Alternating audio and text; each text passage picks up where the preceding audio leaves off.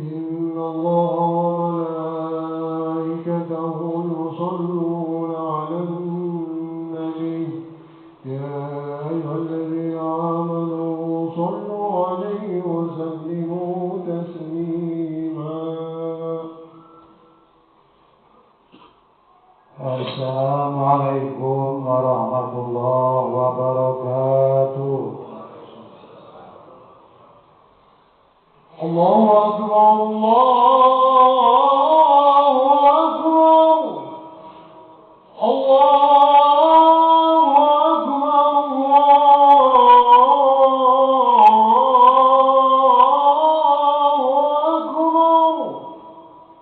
أشهد أن لا إله إلا الله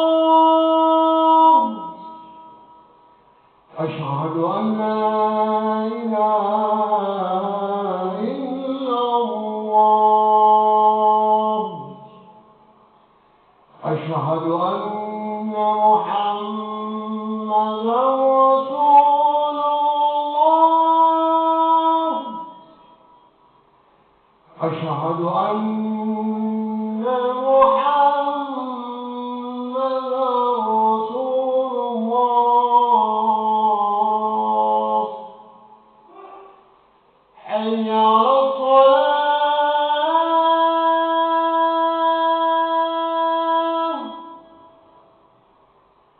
حي على الصلاة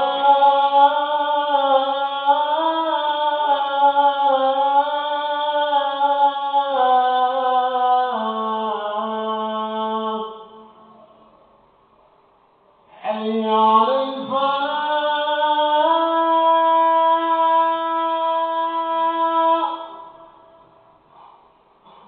حي على الفلاح.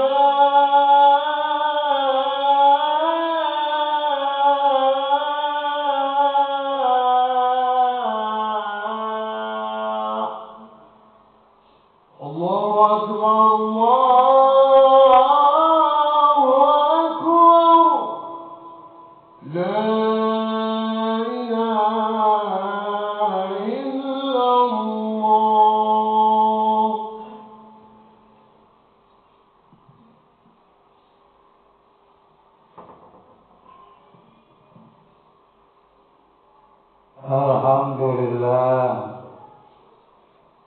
الحمد لله الذي أرسل رسوله بالهدى ودين الحق ليظهره على الدين كله وكفى بالله شهيدا.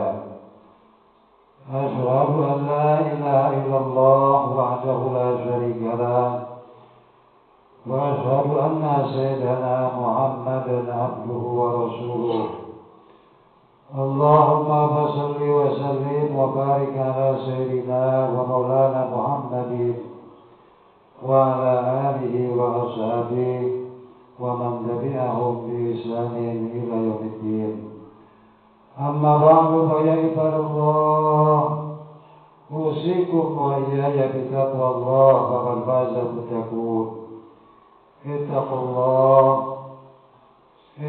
الله لعلكم ترحمون.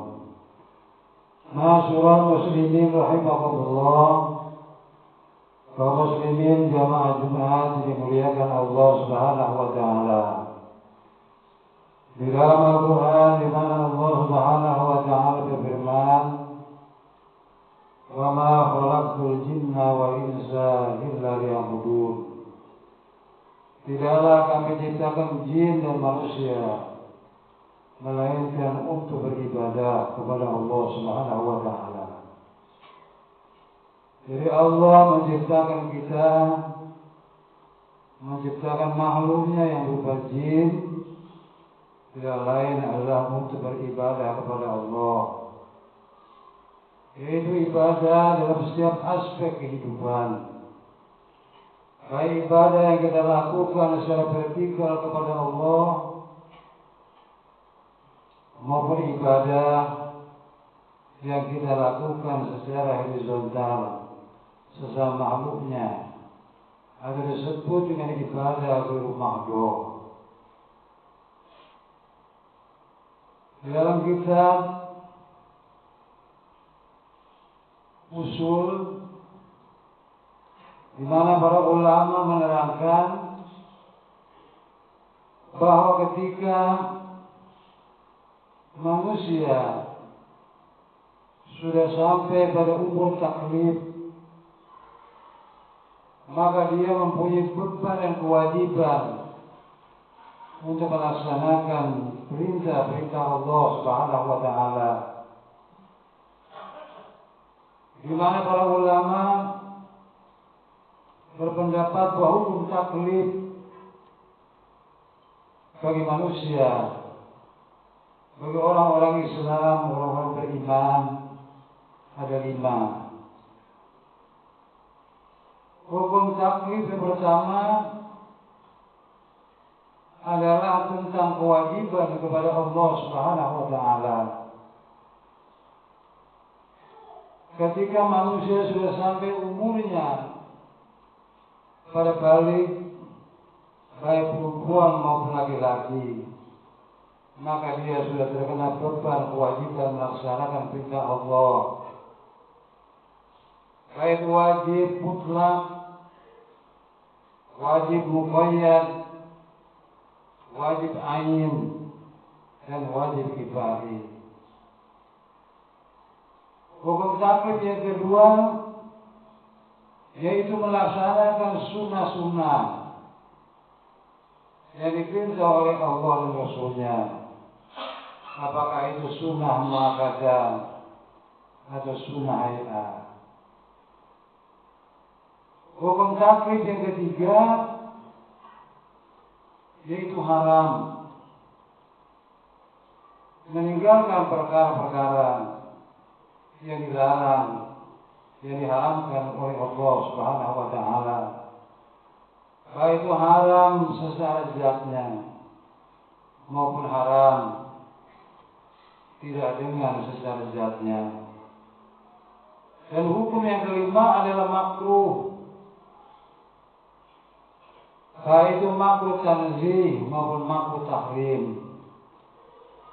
Yang keenam, hukum taklif yang keenam adalah mubah. Hal-hal yang dibolehkan oleh Allah Subhanahu wa taala. Jika dikerjakan hal yang mubah ini tidak berpahala dan juga tidak menjadi dosa. Tapi bila dia melakukan yang mubah dengan niat untuk beribadah kepada Allah Subhanahu wa taala, maka mengandung pahala di sisi Allah Subhanahu wa taala. Hadirin ma'asyiral muslimin rahimakumullah, hukum-hukum taklif ini, bagaimana seseorang bisa melaksanakan kewajiban-kewajiban yang diperintah oleh Allah, yang sunnah-sunnah, meninggalkan hal-hal yang dilarang oleh Allah Subhanahu wa taala, kalau tidak didasari dengan ilmu, tidak didasari dengan pengetahuan, bagaimana dia melaksanakan kewajiban itu dengan baik, dengan benar. Kalau dahulu pada zaman Nabi Shallallahu Alaihi Wasallam, di mana para sahabat melaksanakan ibadah perintah Allah, langsung mengambil contoh dari nabinya. Ketika ada di antara sahabat melakukan kesalahan, maka Nabi tegur secara langsung. Nah, untuk zaman sekarang, di mana Nabi sudah tidak ada, para sahabat sudah tidak ada, tabi'in sudah tidak ada, maka kewajiban kaum muslimin agar dia dapat melaksanakan ibadah perintah Allah dengan baik adalah dengan belajar, dengan mengaji, duduk di majelis-majelis ilmu yang di situ ada para ulama menyampaikan ilmu agama, ilmu tentang ibadah kepada Allah Subhanahu wa taala. Karena ulama adalah pewaris para nabi, Al-ulama warasatul anbiya, penyambung lidah Nabi Muhammad sallallahu alaihi wasallam. Karena itu Rasulullah sallallahu alaihi wasallam pernah berpesan, "Man jalasa sa'atan fi majlisil ilmi." Barang siapa duduk sesaat saja di majlis-majlis ilmu, la tamussu qalaman wa la taktubu harfan, yang dia tidak mencatat, tidak menulisnya, khairun laka min an tusolliya al-faraqaha, itu lebih baik daripada kamu sholat sunnah 1000 rakaat. Hadirin ma'asyiral muslimin rahimakumullah. Karena itu menuntut ilmu, terutama menyangkut masalah ibadah kepada Allah Subhanahu wa taala, adalah merupakan satu kewajiban bagi kita kaum muslimin, agar kita menjalankan ibadah perintah-perintah Allah Subhanahu wa taala dapat melaksanakan dengan benar dan baik. Karena ibadah yang kita kerjakan, ibadah yang kita lakukan yang tidak didasari dengan ilmu, mardudatun la tuqbal, tidak diterima oleh Allah Subhanahu wa taala. Karena itu sahabat Nabi, menantu Nabi Sayyidina Ali karramallahu wajhah, pernah berpesan, kata Sayyidina Ali, akhiran tanarul ilma illa bisittatin. Saudaraku, kamu tidak akan memperoleh ilmu yang kamu cari kecuali bila kamu memenuhi 6 syarat. Apa di antara syarat-syarat tersebut? Yang pertama, kata Sayyidina Ali, zakatun, adanya kecerdasan, kemauan untuk memahami ilmu pengetahuan. Yang kedua, wahirsun, ketamakan terhadap ilmu. Karena yang boleh kita siliki cuma 2. Pertama, orang kaya yang hartanya digunakan di jalan Allah. Yang kedua, orang yang berilmu, di mana ilmunya bermanfaat untuk orang banyak. Itulah yang boleh kita siliki. Yang ketiga, wadirhamun, adanya ongkos, adanya biaya. Karena menuntut ilmu tanpa biaya bisa jadi dia berjalan dengan baik. Yang keempat, Sayyidina Ali, wasuhbatu ustadzin, bertanya kepada guru bila tidak mengetahui permasalahan-permasalahan tentang masalah ibadah dan sebagainya. Wajtihadin, kemudian bersungguh-sungguh.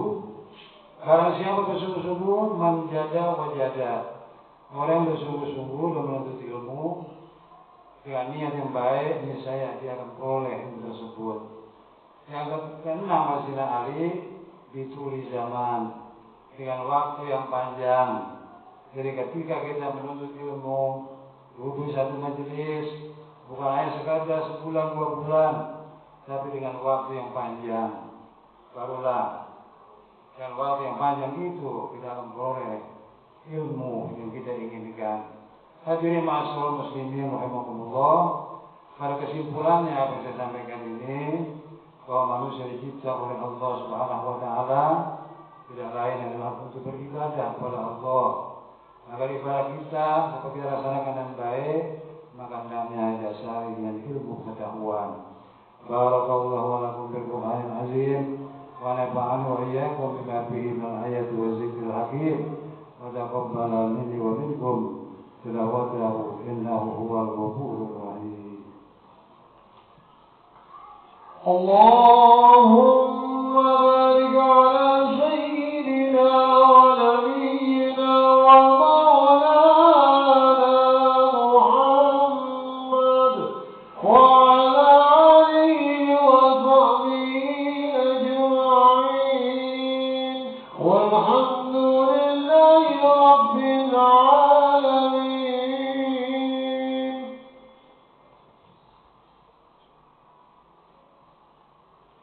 الحمد لله أمرنا بالاجتهاد والانتصار بحبل الله المتين. أشهد أن لا إله إلا الله وحده لا شريك له، وأشهد أن سيدنا محمدا عبده ورسوله. اللهم صل وسلم وبارك على سيدنا محمد وعلى آله وصحبه أجمعين. أما بعد فيا عباد الله، أوصيكم وإياي بتقوى الله، فقد فاز المتقون. اتقوا الله حق تقاته ولا تموتن إلا وأنتم مسلمون.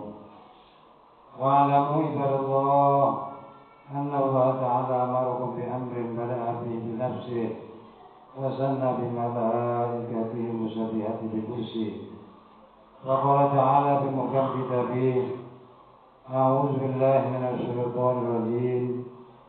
إن الله وملائكته يصلون على النبي يا أيها الذين آمنوا صلوا عليه وسلموا تسليما.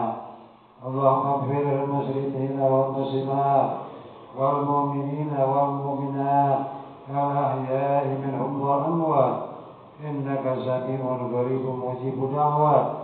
اللهم أعز الإسلام والمسلمين وأهلك الكفرة والمشركين وأحيي كلمتك إلى يوم الدين.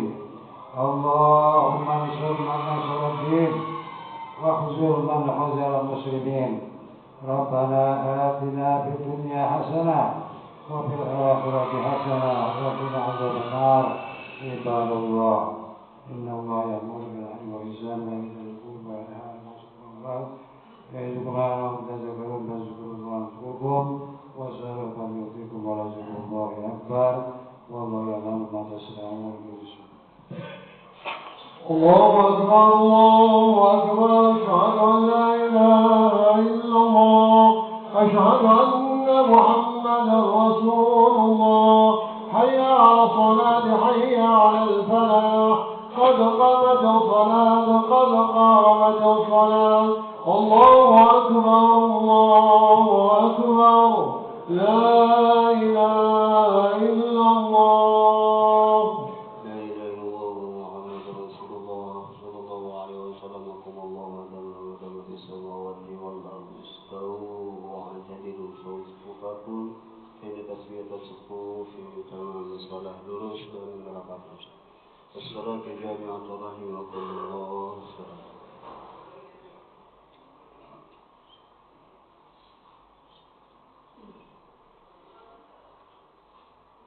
الله أكبر.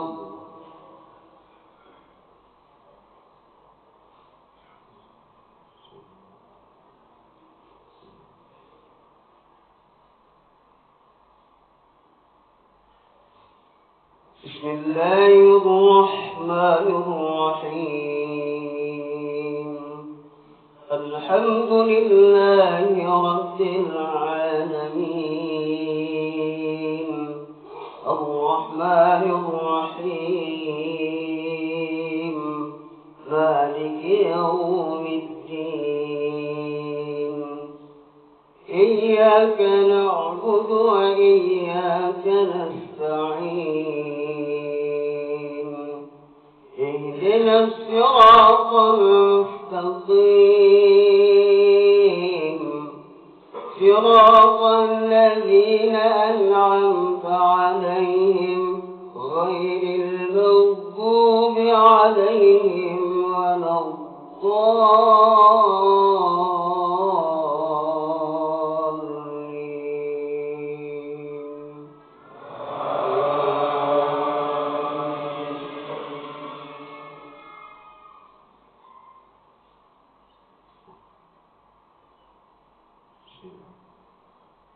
هذا يوم لا ينطقون ولا يؤذن لهم فيعتذرون. ويل يومئذ للمكذبين. هذا يوم الفصل جمعناكم والأولين. فإن كان كان لكم كيد فكيدون ويل يومئذ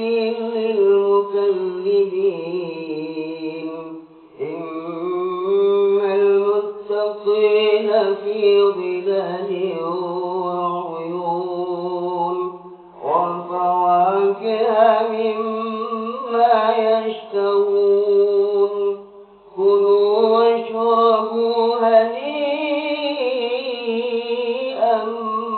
بما كنتم تعملون إنا كذلك نجزي المحسنين ويل يومئذ للمكذبين كلوا وتمتعوا قليلا إنكم مجرمون ويل يومئذ للمكذبين وإذا قيل لهم اركعوا لا يركعون ويل يومئذ للمكذبين فبأي حديث بعده يؤمنون الله أكبر سمع الله لمن حمده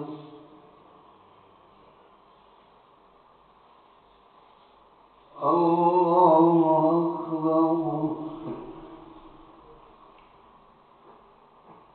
الله أكبر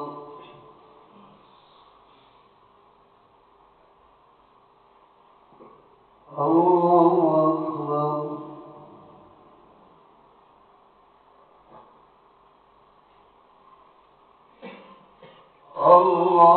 الله أكبر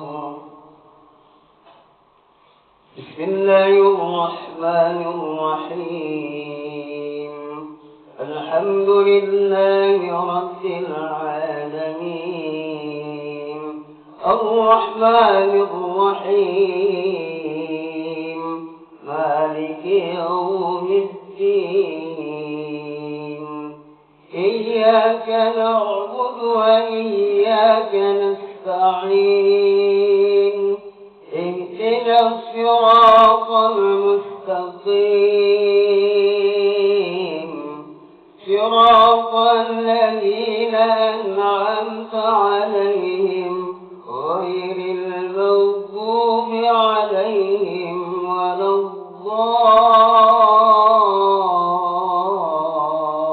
الضالين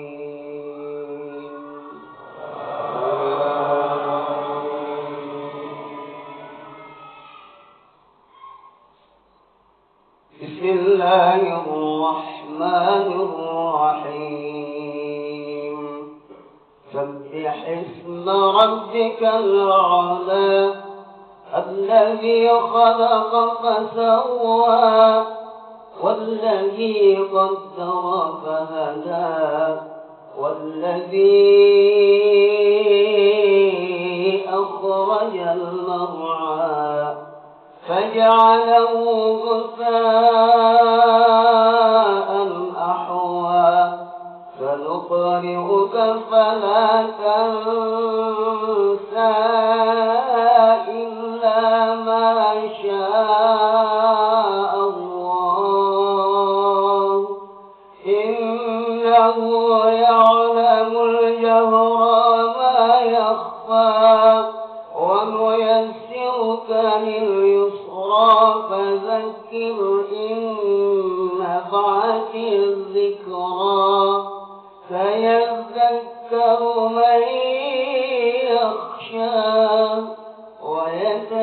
ويتجنبها الأشقى الذي يصلى النار الكبرى ثم لا يموت فيها ولا يحيا قد أفلح من تزكى وذكر اسم ربه فصلى بل تؤثرون الحياة الدنيا والآخرة خير وأبقى إن هذا لفي الصحف الأولى صحف إبراهيم وموسى.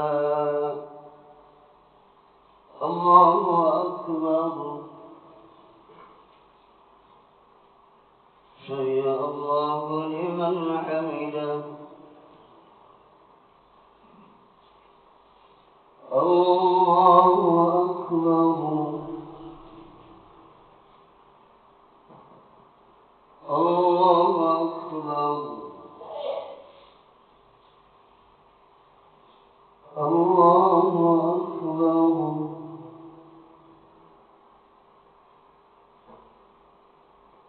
الله أكبر.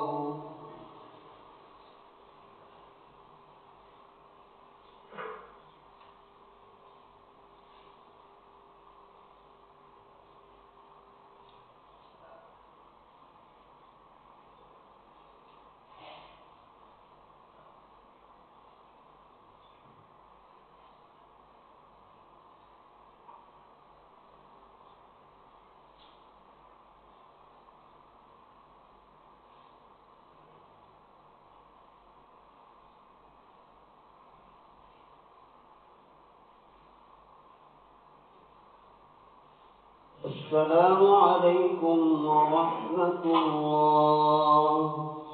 السلام عليكم ورحمة الله. أشهد الله العظيم أشهد الله العظيم أشهد الله العظيم الذي لا إله إلا هو الحي القيوم ونتوب إليه من جميع المعاصي والذنوب ولا حول ولا قوة إلا بالله العلي العظيم. لا إله إلا الله وحده لا شريك له له الملك وله الحمد يحيي ويميت وهو على كل شيء قدير. لا إله إلا الله وحده لا شريك له له الملك وله الحمد يحيي ويميت وهو على كل شيء قدير. لا إله إلا الله وحده لا شريك له له الملك وله الحمد يحيي ويميت وهو على كل شيء قدير. اللهم أنت السلام ومنك السلام وإليك يعود السلام. فحينا ربنا بالسلام وادخلنا الجنة دار السلام. تباركت ربنا وتعاليت يا ذا الجلال والإكرام. الفاتحة. أعوذ بالله من الشيطان الرجيم. بسم الله الرحمن الرحيم. الحمد لله رب العالمين الرحمن الرحيم مالك يوم الدين. إياك نعبد وإياك نستعين اهدنا الصراط المستقيم صراط الذين أنعمت عليهم غير المغضوب عليهم ولا الضالين. استغفر الله العظيم. اللهم صل على سيدنا حبيبنا وشفيعنا محمد وسلم. ورضي الله تبارك عن كل صحابة رسول الله أجمعين. بسم الله الرحمن الرحيم. الحمد لله رب العالمين حمدا يوافي نعمه ويكافئ مزيده. يا ربنا لك الحمد كما ينبغي لجلال وجهك الكريم وعظيم سلطانك. اللهم صل على سيدنا محمد وعلى آل سيدنا محمد. اللهم في شفاعة الفاتحة المعظمة من القرآن العظيم أن تفتح لنا أبواب الخير وأبواب البركة وأبواب النعمة وأبواب الرزق وأبواب القوة وأبواب الصحة وأبواب السلامة وأبواب العافية وأبواب الجنة. اللهم اغفر لنا ذنوبنا ولوالدينا وارحمهم كما ربونا صغارا. ولجميع المؤمنين والمؤمنات والمسلمين والمسلمات الأحياء والأموات. ربنا ظلمنا أنفسنا وإن لم تغفر